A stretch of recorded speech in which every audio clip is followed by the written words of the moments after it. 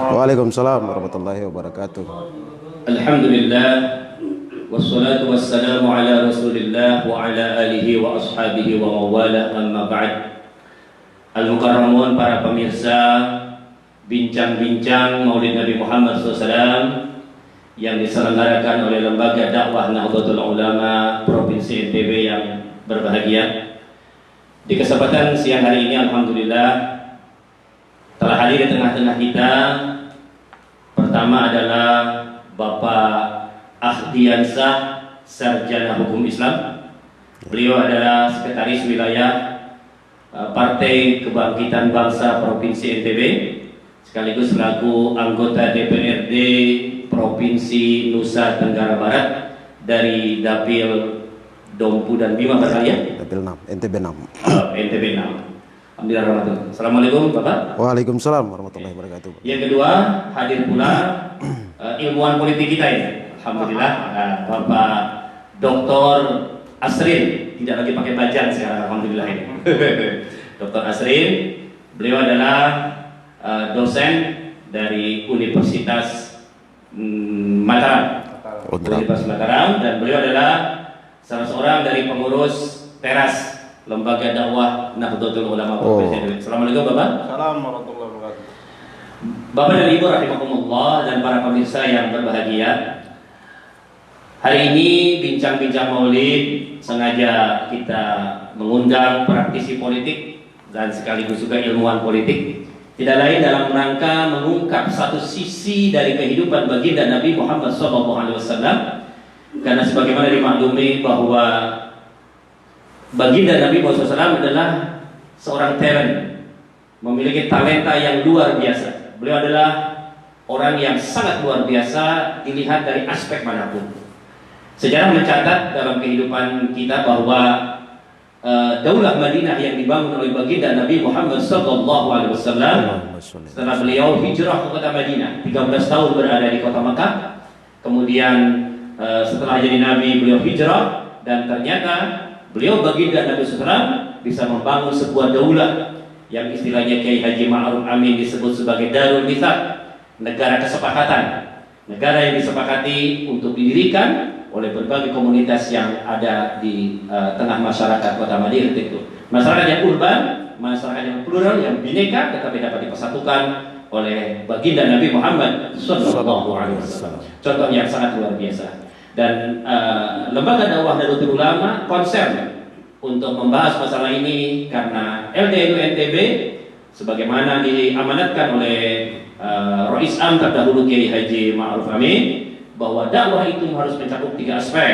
Pertama adalah himayatuddin, memelihara agama Ahlus Sunnah wal Jamaah; himayatul ummah, merekatkan di antara umat, membangun umat dan wasatan; dan yang ketiga adalah pada himayatul daulah, menjaga dan memelihara negara kesatuan Republik Indonesia. Ini topik yang luar biasa. Karena itu pada kesempatan hari ini kami sengaja mengundang para tokoh-tokoh Nusa Tenggara Barat ini untuk berbagi pandangan, sharing yang berbagai hal. Silahkan saja kita berbincang bagaimana kira-kira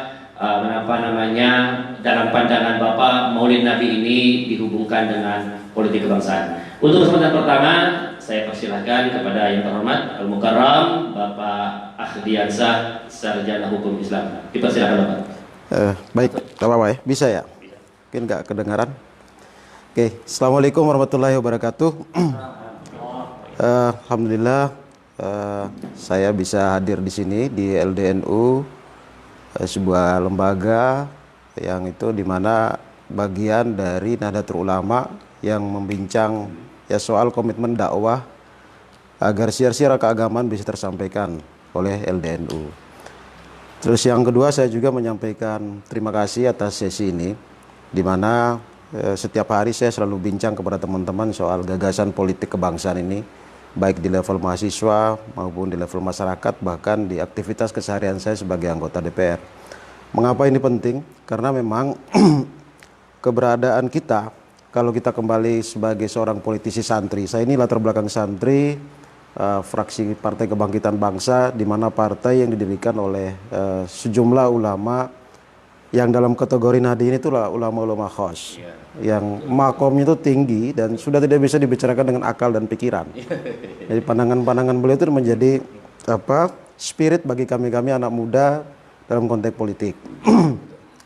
Bila kita kaitkan dengan Maulid Nabi yang hari ini yang kita rayakan, Muhammad Sallallahu Alaihi Wasallam, saya kira tiada tara. Beliau adalah banyak sekali ungkapan-ungkapan yang mengatakan bahwa Rasulullah ini adalah luar biasa bagi panutan, bukan hanya sebagai umat Islam, tapi memang manusia secara umum di dunia ini. Banyak tokoh yang mengakui kehebatan beliau, kekaguman beliau. Bahkan pandangan banyak tokoh mengatakan Muhammad ini bukan hanya membawa agama baru dalam tanda kutip ya, tapi juga membawa tatanan baru politik. Jadi beliau ini adalah dengan kemampuan, kehebatannya justru mampu membangun sebuah kekuatan komunal manusia yang tidak ada batasan lintas negara dan segala macam. Bahkan di dunia ini semua mengakui eksistensi Muhammad sebagai pelaku perubahan dalam konteks politik. Nah, di sisi lain, saya kira semangat-semangat itu terbangun dan dijelaskan. Kalau sebagai santri saya mengutip satu ayat, laqad kana lakum Rasulullah fi uswatun hasanah. Itu clear bahwa Rasulullah itu diutus sebagai sebuah hasanah, sebuah kebaikan, sebuah percontohan, sebuah etalasi bagi segenap umat manusia, bahkan makhluk Islam ini beliau adalah panutan, contoh, bahkan rujukan bagi kebaikan-kebaikan baik dunia maupun akhirat. Di sisi lain kita juga ingat ada hadis beliau menyatakan innama bu'istu liutammima makarimal akhlak. Jadi jelas beliau juga diutus untuk memperbaiki akhlak manusia. Di sisi lain secara vertikal kita dibangun soal bahwa kita ini hamba yang harus mengabdi kepada Allah Subhanahu wa taala. Secara horizontal kita harus mengabdi kepada seluruh umat manusia. Spirit itu terbangun dari nilai-nilai yang dibangun secara teks Al-Qur'an maupun ujaran-ujaran atau penyampaian hadis Rasulullah SAW. Saya kira ini menjadi spirit penting secara personal bagi saya maupun secara komunal di komunitas kami di partai politik. Ini menjadi spirit dan epistemologinya. Di sisi lain dalam konteks politik kebangsaan, saya kira tidak banyak sekali kaidah-kaidah yang dilahirkan oleh para tokoh Nahdlatul Ulama. Mengapa sebagian politisi NU, sebagian tokoh-tokoh NU itu jarang sekali mengucapkan ayat ataupun hadis, tapi lebih cenderung kepada kaidah fikih.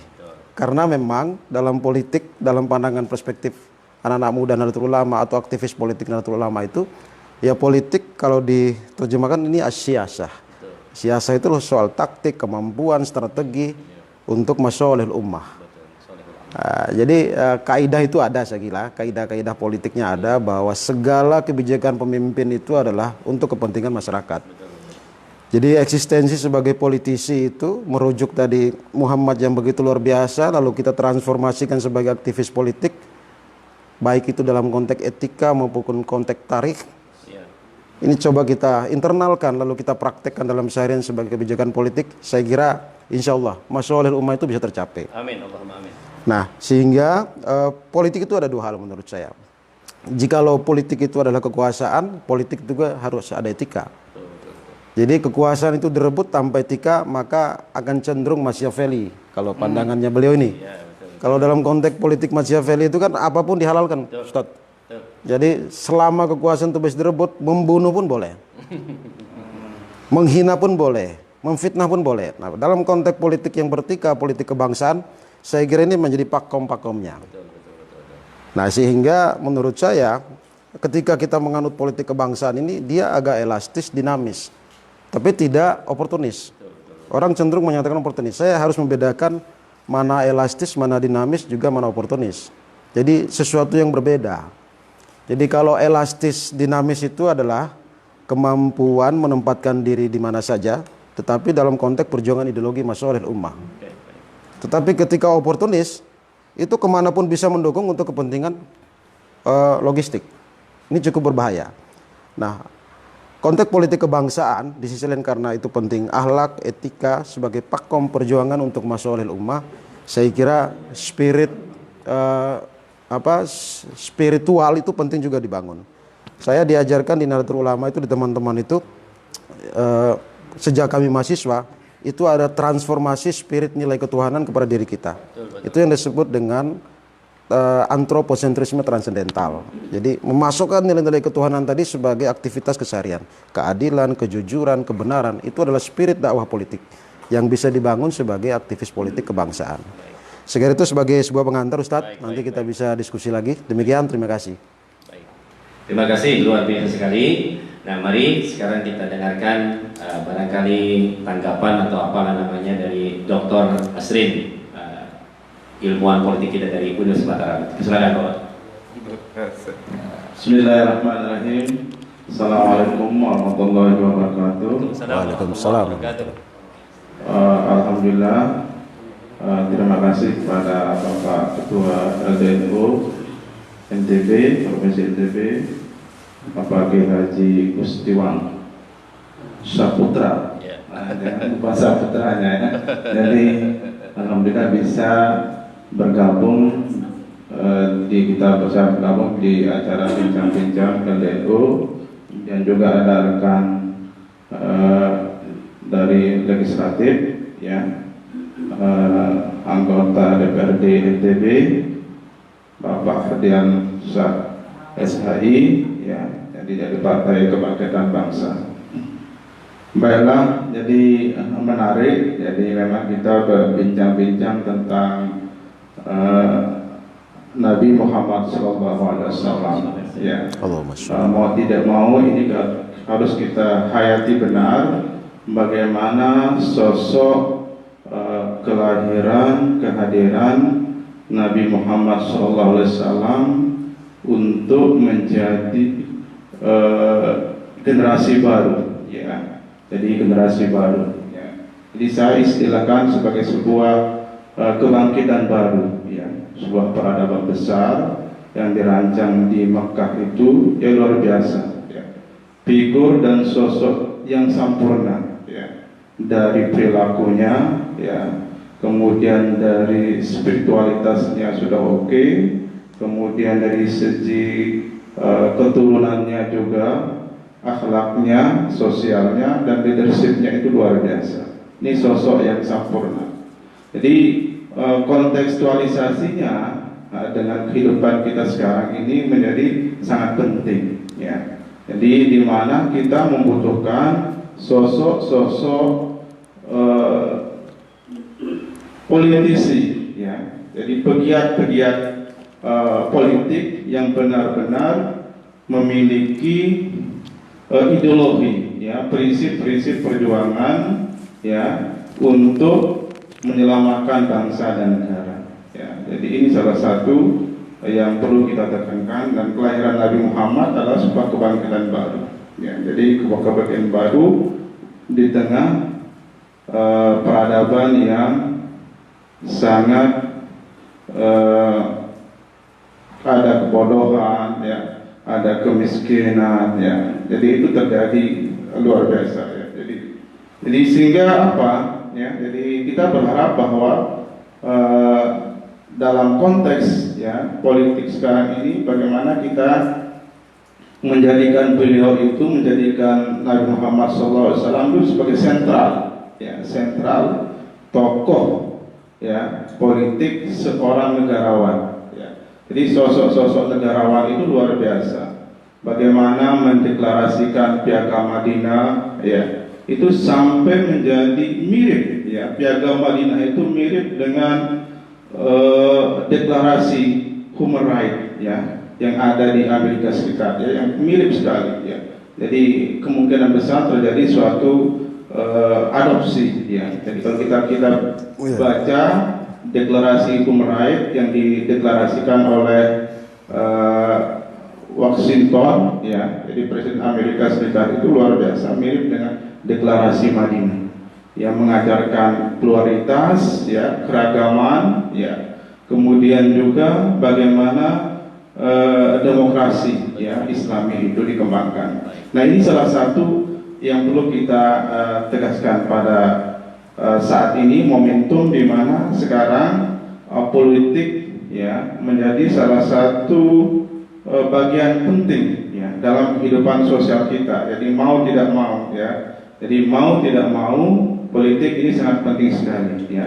Saya pikir juga LDNO ya mungkin tidak perlu alergi secara politik,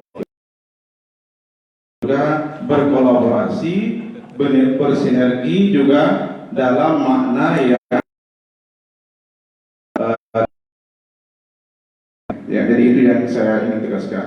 Jadi Nabi Muhammad itu seorang sosok pemimpin, seorang negarawan. Ya, jadi kita katakan seorang negarawan karena dia mampu tampil ya sebagai figur ya lintas agama ya. Jadi lintas agama, kemudian juga lintas negara ya, kemudian juga lintas budaya, bahkan sampai saat ini masih menjadi salah satu toladan yang harus kita ikuti ya. Jadi ini yang harus kita tekankan. Jadi persinggungan dengan peradaban sekarang ini mungkin salah satu yang perlu kita tegaskan ya. Jadi figur Rasulullah SAW ini. Jadi mau menyatukan perbedaan ya. Kemudian bagaimana dengan teman-teman ya. Jadi teman-teman yang aktif di partai politik sekarang ini mungkin salah satunya adalah bagaimana mengedepankan nilai-nilai ya, prinsip-prinsip ya. Jadi kalau kita pelajari bagaimana Kiai Haji Wahid Hasyim ya sebagai figur nasional ya dalam politik nasional ya pada awal-awal mendirikan Indonesia ini luar biasa ya, luar biasa bagaimana keterlibatannya dalam membangun fondasi kebangsaan ya, keindonesiaan ya yang kita rasakan sekarang ini, yang kita jalani sekarang ini. Jadi sangat penting sekali. Saya pikir ya tokoh-tokoh NU ini sudah berkolaborasi ya, sejak mendirikan Indonesia ini sudah berkolaborasi dengan kegiatan-kegiatan politik yang memang tujuannya adalah untuk menyelamatkan negara ya, menyelamatkan umat dan menyelamatkan agama ya. Jadi ini yang harus di kehidupan yang rahmatan lil alamin ya, itu salah satu yang perlu kita tekankan. Jadi saya berharap sekali bahwa politik sebagai salah satu bagian penting untuk mengawal ya pembangunan ya, agar selalu dalam nilai-nilai ya, prinsip-prinsip ya. Jadi prinsip-prinsip keberagamaan ya, kemudian prinsip-prinsip budaya ya, prinsip-prinsip nasionalisme yang kita banggakan ya. Jadi kita berharap bahwa NU ya, kemudian teman-teman juga yang aktif di partai ya, di Partai Kebangkitan Bangsa, mungkin juga ada Partai Demokrat, mungkin ada Partai Gerindra ya. Ini adalah salah satu juga bagian ya, spirit-spirit yang dikembangkan oleh teman-teman kita untuk menjadi ya penyangga dan penjaga NKRI ya. Jadi penjaga dan penyangga NKRI ya dimanapun berada ya, kita berhak dan berkewajiban untuk melakukan dakwah politik ya. Jadi ini yang penting. Jadi luar biasa ya. Jadi kalau kita bercermin pada tokoh-tokoh NU nasional ya, jadi di daerah juga ya, mereka juga sangat concern untuk memperhatikan kebijakan-kebijakan pemerintah supaya bisa dinikmati oleh umat ya, dinikmati oleh rakyat sebagian besar. Oke, itu mungkin. Terima kasih. Wassalamualaikum warahmatullahi wabarakatuh. Waalaikumsalam warahmatullahi wabarakatuh. Ya.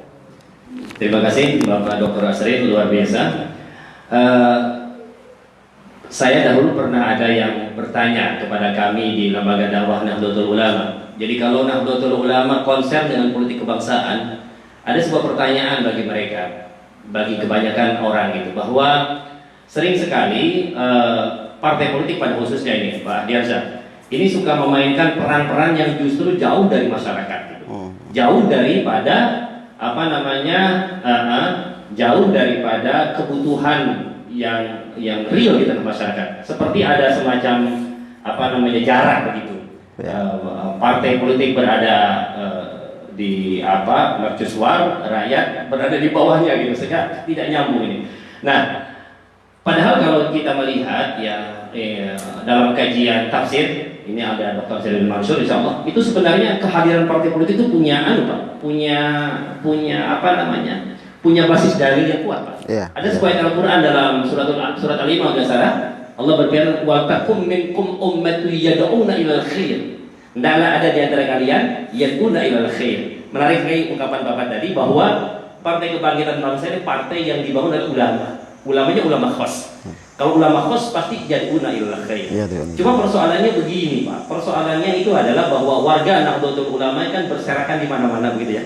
Berserakan di mana-mana. Nah, apakah misi-misi ini sebenarnya ini yang makanya kenapa lembaga dakwah Nahdlatul Ulama mencoba untuk berbicara aspek ini sebenarnya untuk mengingatkan kepada semua partai politik bahwa seharusnya para politisi kita itu adalah yad'una ilal khair, menyeru kepada nilai-nilai kebaikan. Masalihul ammah, masalihul ummah itu menjadi sesuatu yang sangat penting Pak bagi kami, karena sekarang tadi sudah Dr. Asri menyebut demokrasi, saking orang diberi kebebasan demokrasi, euforia itu, orang bahkan sekarang ada yang banyak mempertanyakan tentang eksistensi politik kebangsaan Nahdlatul Ulama dengan kekeh, dengan tetap berpegang kepada NKRI ini. Nah, kira bagaimana tanggapan Pak Ahdi Ansyah ini? Silakan Pak. Iya, saya kira ini ya, langsung aja. Gak apa. Boleh ya, dua-duanya. Saya kira begini, ini kehebatan Nahdlatul Ulama sebenarnya. Ada dalil yang begini kira-kira. Nahdlatul Ulama itu meyakini politik adalah sebagai alat mencapai tujuan agama. Beda dengan yang lain, justru agama dijadikan tujuan politik. Nah, ini kan beda nih. Politik dakwah dengan dakwah politik beda ya? Iya, beda. Nah, ini sejarah NU clear. Saya kira dari Kiai Hasyim Asy'ari, Kiai Wahab Hasbullah, sampai Kiai Hasyim Asy'ari, Kiai Wahid Hasyim, semuanya kenapa mereka pilihannya masuk ke negara? Ya, kan begitu. Ya tadi pilihannya karena Nahdlatul Ulama itu adalah dia elastis, dinamis, dia tidak kaku. Tapi orang kadang-kadang menerjemahkan ini pragmatisme. Bukan, tapi ini adalah elastis. Karena berangkat dari sebuah kaidah.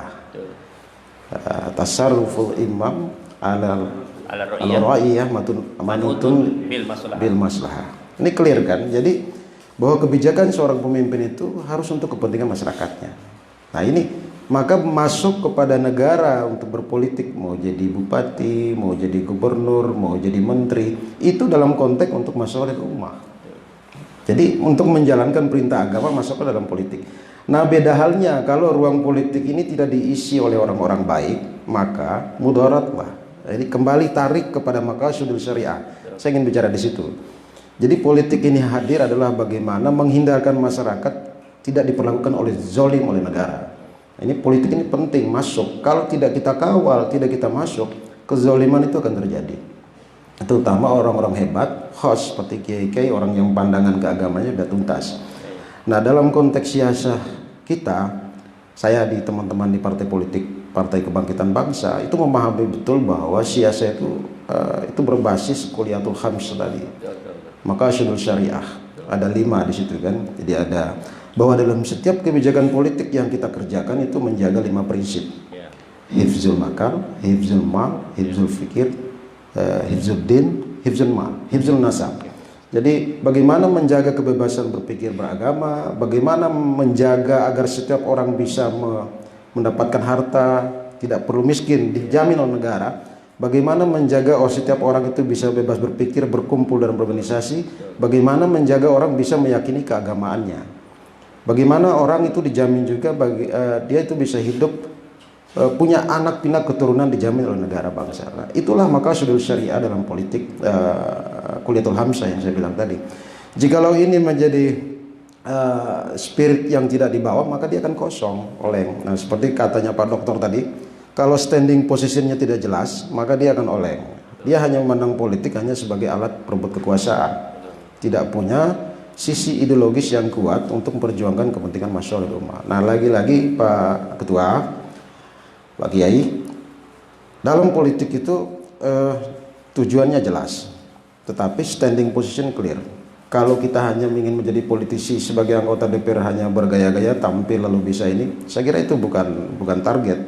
Kembali kepada spirit Nahdlatul Ulama tadi, kami yang di PKB sebagai kader Nahdlatul Ulama jelas bahwa eksistensi kita sebagai aktivis politik di situ adalah bagaimana menghindarkan kezoliman terhadap rakyat tadi dengan menjaga 5 prinsip Qoliyatul Khams tadi. Dalam konteks kembali tadi dengan kaidah yang saya sebutkan bahwa segala kebijakan pemerintah politik itu masyaalih ummah. Nah, insya Allah saya kira soal jarak partai politik dengan rakyatnya itu ada ruang-ruangnya yang banyak terisi. Misalkan di PKB itu ada kaderisasi, ada khalaqahnya, ada ruang-ruangnya. Tentu kalau ada 1000 orang mungkin hanya tersisir 100. Nah, oleh sebab itu ya menanggallah PKB ini biar bisa. Insya Allah, karena politik dan gagasan kebangsaannya ya sudah firm dan ini bagian dari titipan Nahdlatul Ulama. Insya Allah kami sebagai kadernya di NTB akan terus memperjuangkan itu. Oke, luar biasa. Okay. Pak Dokter, sekarang Pak Dokter Azrin, silakan. Ya, jadi sekarang ini memang kita rindu ya. Jadi termasuk mungkin tokoh-tokoh agama kita, para kiai, para tuan guru itu rindu dengan politisi-politisi yang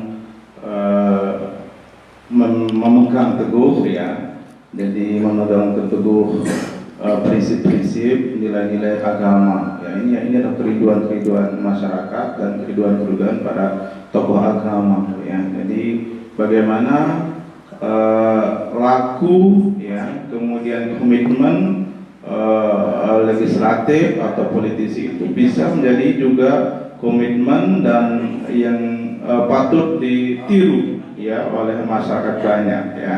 Jadi memperjuangkan aspirasi dan sebagainya itu menjadi salah satu hal yang sangat utama ya. Jadi bagaimana ya mengedepankan kepentingan masyarakat, kepentingan umat ya, di atas kepentingan pribadi atau golongan ya, ini menjadi sangat utama sekali. Sehingga ketika hadir ya, dalam konteks ini sesungguhnya politik itu menjadi salah satu upaya untuk memenuhi kebutuhan semua orang ya. Jadi kalau bisa katakan seperti F. Kennedy bilang ya, begitu saya dilantik ya, maka loyalitas saya ke partai itu berhenti ya. Sekarang itu loyalitas saya itu adalah ke masyarakat dan negara ya. Jadi itu ketika F. Kennedy dilantik di Amerika. Jadi bagaimana sekarang sanggup enggak misalnya mengedepankan nilai-nilai itu dalam konteks masyarakat kita ya. Jadi loyalitas itu ada pada kebutuhan sesungguhnya masyarakat banyak ya, bukan menjadi salah satu misalnya think tank atau kepentingan pengusaha ya besar atau konglomerasi yang ingin dipertahankan di daerah maupun di tingkat nasional ya. Ini yang menjadi berbahaya ya, ketika politis itu menjadi salah satu bagian ya, kepanjangan tangan konglomerasi, sangat berbahaya sekali ya. Jadi sehingga semua menjadi ditindas ya, jadi semua menjadi di bawah blues. Jadi ini yang berbahaya sekali. Ini yang kita harapkan. Jadi teman-teman yang duduk misalnya di PKB ya, atau di mana saja kader-kader NU, kita harapkan sebagai bagian penting dari seorang negarawan. Jadi kalau kita jadi sosok negarawan, kemudian memperjuangkan nilai-nilai kepentingan kebutuhan masyarakat secara universal. Itu saja. Terima kasih. Baik, terima kasih. Insya Allah kita masih ada waktu beberapa menit lagi, barangkali ya. Baik. Satu hal saja barangkali yang perlu kita pertegas kembali, bahwa bagaimana pandangan Bapak berdua tentang Negara Kesatuan Republik Indonesia ini. Karena bagaimanapun juga kita warga Nahdlatul Ulama pada khususnya ini yang paling banyak disorot. Ya. Hari ini kita melihat bahwa banyak sekali gerakan-gerakan transnasionalis, ya kan, Kemudian ada lagi gerakan-gerakan yang separatis di beberapa bagian dari republik yang kita cintai ini. Ini kan sangat mengganggu ya, sangat mengganggu kepada kondisi negara kita yang sebenarnya dari dahulu memang sudah dibangun oleh para founding fathers itu menjadi negara yang memang berdasar kesepakatan. Hari ini banyak dipertanyakan gitu. Nah ini barangkali dihubungkan dengan Maulid Nabi, barangkali Bapak ya, karena tema kita Maulid Nabi. Ya. Hal-hal apa kira-kira yang harus kita petik ini dari perjuangan Nabi dalam rangka tetap kita ini kepada concern kita, yaitu negara kesatuan Indonesia ini, NKRI ini harga mati barangkali. Nah ini barangkali yang penting sekali, karena bagaimanapun juga ya lembaga dakwah Nahdlatul Ulama ya fungsinya di situ. Kita selalu berada dimanapun juga, maka lagu Jalal Waton itu sudah wajib ain gitu kan. Kalau di sini di tempat kita berada ini, insya Allah siswa-siswa Rodatul Atfal Thariqul Izzah dapat kita hadir di sini hari ini. Itu namanya lagu Jalal Waton, dari sejak ini kita tanamkan kepada mereka. Ini dalam rangka kita membangun. Nah, sekarang dihubungkan dengan Maulid Nabi, kira-kira bagaimana kita ini dalam kerangka membangun mempertahankan eksistensi NKRI sebagai harga mati. Silakan. Ya, saya kira tadi Pak Dokter sudah mengungkapkan ya beberapa clue itu. Nah, yang saya lihat bahwa Rasulullah itu adalah salah seorang figur yang memang selalu menghormati perbedaan. Jadi beliau selain menghormati perbedaan itu berangkat dari etika dan moral akhlaknya yang begitu tinggi. Bahwa yang berbeda dengan beliau itu belum tentu orang yang salah. Ya, artinya banyak sekali dalam tulisan-tulisan sejarah tentang sejarah Rasulullah itu bagaimana beliau menghormati musuhnya, bagaimana beliau menghormati yang berbeda, bagaimana beliau bisa bersatu dengan komunitas di luar komunitasnya. Nah, jikalau ini kita coba transformasikan pada situasi kita di sini, saya kira Pancasila itu menjadi, kalau Kiai Ma'ruf menyatakan ini titik temunya di situ orang Indonesia. Karena memang hanya di Indonesia lah tidak banyak yang bisa merumuskan seperti Indonesia Pancasila ini. Kesepakatan ini hanya ada di Indonesia. Kalau di luar sana mereka hanya bisa dengan satu alur saja, satu suku saja. Indonesia dengan ribuan suku, ribuan bahasa, ribuan kepentingan lalu duduk bersama dalam bangsa Indonesia. Latar belakangnya apa? Ya tadi kita berbeda-beda tapi tetap satu. Kenapa Nahdlatul Ulama atau teman-teman sebagai aktivis politik itu membela ini? Ya tadi saya ingin mengatakan bahwa Nahdlatul Ulama dia tidak berpolitik, tetapi dia menggunakan politik untuk tujuan agama. Jadi instrumen-instrumen tadi itu perlu direkatkan, perlu disatukan sebagai kesatuan bangsa. Karena memang cuman Nusantara lah, cuman Indonesia lah hari ini sebagai negara Islam terbesar di dunia yang jumlah penduduknya, sekaligus sebagai negara terkaya dengan sumber daya alamnya, sekaligus negara di dunia, negara yang berkembang yang akan menuju negara maju yang punya potensi sumber daya manusia yang luar biasa. Nah, kembali ke soal Rasulullah, saya kira banyak sekali prinsip itu dan memang available dan sangat cocok dengan situasi yang ada di sekitaran kita hari ini. Saya kira ini penting menjadi spirit kita, menjaga bersama, karena selalu ada ungkapan al-ikhtilafi rahmah. Jadi semua perbedaan itu adalah rahmat. Jadi tidak perlu ditolak perbedaan, tapi jadikan ikatan ibarat sapu lidi, semakin banyak itu maka menjadi sebuah kekuatan. Mantap. Saya kira demikian. Mantap. Pak Dokter, silakan Pak Dokter. Sebagai jadi dalam konteks Maulid Nabi Muhammad SAW sekarang ini dan revolusi industri 4.0 ini menjadi sangat penting sekali untuk meneguhkan peran ya, jadi peran besar NU sebagai bola peradaban ya, jadi bola peradaban yang kita tawarkan kepada masyarakat Indonesia yang pluralis ya, jadi bisa menjadi salah satu bagian penting ya, jadi karena NKRI ini adalah dirintis oleh para tokoh NU, ya. Jadi makanya kewajiban kita juga untuk menjaga, ya, dengan prinsip-prinsip pluralitas, ya, prinsip-prinsip tasamuh, ya, toleransi tinggi, ya, humanistik, ya, yang tinggi juga, itu menjadi keadilan, ya. Jadi kalau politiknya apa, Imam Al-Ghazali itu, ya, jadi sebagai keadilan, ya, jadi keadilan. Jadi makanya bagaimana upaya kita sekarang ini adalah supaya keadilan itu menjadi salah satu titik, ya, perjuangan politik NU, ya. Jadi keadilan baik di tingkat grassroots, ya. Ini yang Gus Dur yang sering memperjuangkan, ya. Jadi luar biasa, jadi di grassroots ini supaya bisa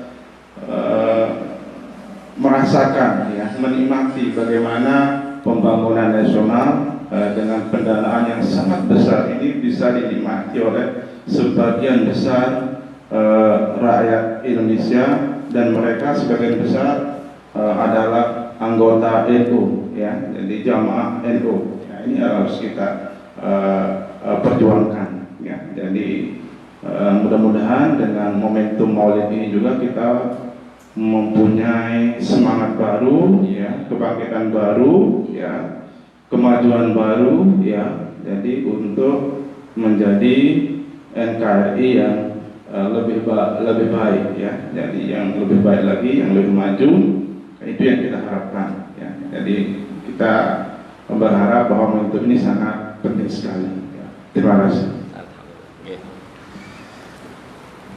Baik pemirsa yang dirahmati Allah, ya, luar biasa sekali perbincangan pada hari ini.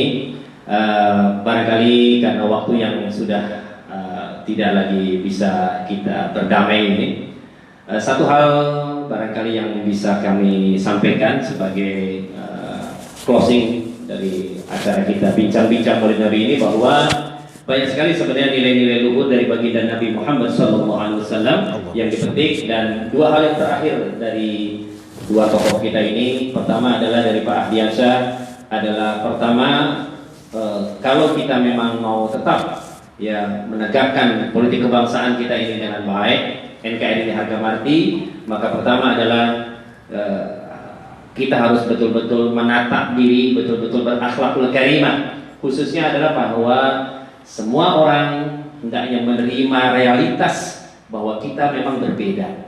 Kesiapan untuk menerima kehadiran yang berbeda dengan kita itu adalah satu prinsip yang sangat penting yang harus dibangun. Sebagaimana baginda Nabi Islam ketika membangun Daulah Madinah pun seperti itu. Yang kedua adalah keadilan.